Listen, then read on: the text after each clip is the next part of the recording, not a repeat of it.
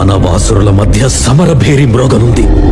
అసురగణం భీతిల్లే శక్తి ఉన్న ఆ మణి దుష్టుల చేతుల్లో పడి బ్రహ్మాండానికే పెనుముప్పుగా మారేలోగా ఆపడం నీ వల్లే అవుతుంది. పవన్ కళ్యాణ్ దగ్గర ఏమంత శక్తి ఉందే? ఒక్కడి మీద ఇంతమంది కక్ష కడతా, ఒక్కడి మీద. ఒక్కడివేనా?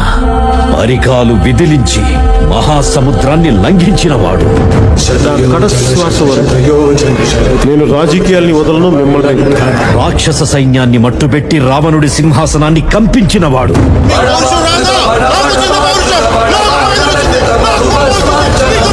త్రేతాయుగంలో రాముడి నీడయ్యాడు. ఈ రాజకీయాలు 1% కరెక్ట్ కదా. మీలో నుంచి వచ్చిన ఆవేశం మంచితనం కల్పిస్తే కలియుగంలో ధర్మం కోసం పోరాడే ప్రతి ఒక్కరి వెంట ఉన్నాడు.